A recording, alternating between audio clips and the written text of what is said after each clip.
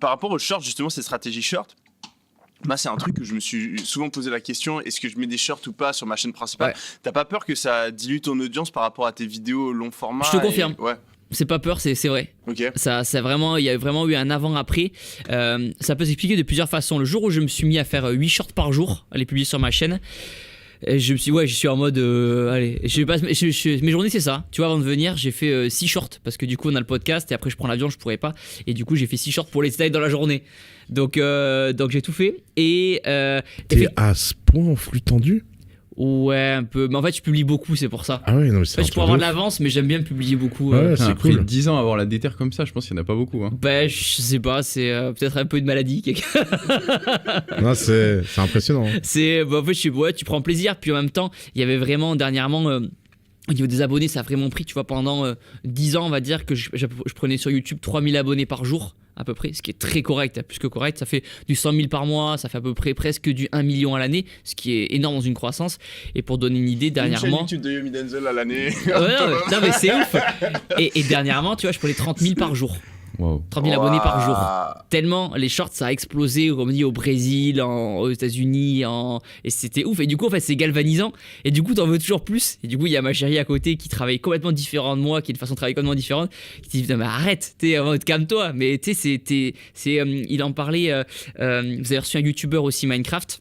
Et, oui, Fuse. Et il expliquait qu'en fait c'est hyper galvanisant, que quand tu scrolles et que tu vois si ta vidéo elle est en 1 sur 10, t'as envie de ça te dopamine à fond. Et moi c'est ça, et du coup tu multiplies par 8.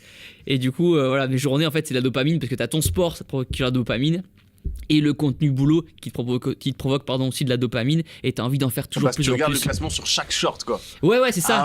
Et tu dis, et du coup j'ai essayé à la fin de la journée d'avoir au moins un short qui a fait 1 million de vues. C'était mon objectif de la journée. Et tant que j'y arrivais pas, je postais jusqu'à 21h, 22h depuis midi pour essayer d'avoir. Et quand je l'avais, j'étais yes.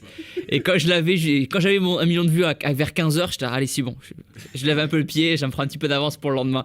Mais après, encore une fois, chaque youtubeur travaille différemment. Et pour en revenir à ta question du début, oui, les shorts diluent tes vidéos format long, dans le sens où j'ai choisi de pas parler. Donc forcément, mes abonnés, ça a pris des dimensions internationales, ce qui est cool sur le papier. Mais effectivement, mon format long reste francophone. Et du coup, ils s'en foutent, quoi. Ils vont pas les regarder. D'autant plus que la population qui regarde les shorts, c'est pas la même audience que celle qui regarde du format long. Parce que format long, on le voit, ça implique un peu plus âgé, d'autant plus dans la thématique que vous traitez. Un peu plus âgé, un peu plus adulte, alors que le contenu short, réel Instagram, TikTok, c'est un peu plus, je dirais pas enfantin parce que tout le monde les regarde, mais plus accessible, notamment les shorts. Je sais qu'il y a beaucoup de parents qui disent aux enfants, ils interdisent YouTube aux enfants, mais les enfants ont YouTube short. Donc en fait, ils veulent réduire le temps d'écran des enfants en interdisant YouTube, mais ils scrollent les shorts. Et du coup, c'est pas forcément la bonne méthode. Donc faites attention aux parents qui regardent. Les enfants saignent les shorts aussi. Ils sont malins. Ouais, voilà, exactement. Mais donc effectivement, ça a un impact, d'autant plus que je crois que tu peux recevoir que 3 notifications par jour, il me semble, sur tes nouveaux contenus. Enfin, les abonnés peuvent recevoir que 3 notifications comme quoi tu as sorti une nouvelle vidéo. Et si tu sors 8 shorts par jour, bah forcément, c'est noyé un petit peu dans la masse. Mais voilà, je me suis fait une raison, d'autant plus que quand tu fais beaucoup de shorts, je passe mes journées à faire ça, et je passe moins de temps en déplacement, par exemple, à faire du contenu qualitatif pour du format un peu plus long. Parce que, tu vois, hier, mon tournage avec le GIGN, ça m'a pris la journée, par exemple. Donc, c'est une journée en moins à faire des shorts. Mais c'est pas grave, ça en vaut le coup, tu vois. C'est des expériences de vie aussi, des tournages marquants. Il a vraiment une addiction aux shorts. C'est pas grave, j'ai pas pu faire de shorts. Mais bon, c'est bon, c'est quand même une expérience. Je devais le faire. Non, mais tu calcules ta journée, tu vois. Tu te dis, bon, ok, c'est pas grave, je te sacrifie une journée pour un truc plus cool. Après, je pense que tu pourrais t'y retrouver au final si YouTube devient international, avec toute l'audience que tu as construite sur les formats longs.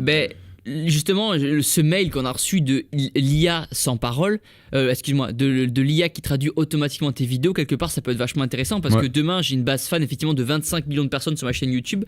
Donc effectivement c'est étalé sur 10 ans, quoique j'ai pris 15 millions en un an, donc il y a des frais, il y a des nouveaux abonnés tout frais qui eux... quand ils vont recevoir effectivement les notifications des nouvelles vidéos qui seront traduites automatiquement, je peux espérer une balance. Est-ce que ce sera automatique ou facile à faire? Je pense pas, parce que rien n'est facile, mais on peut voir comment ça va se passer. Voilà, normalement il y a un truc intéressant qui peut se faire là-dessus.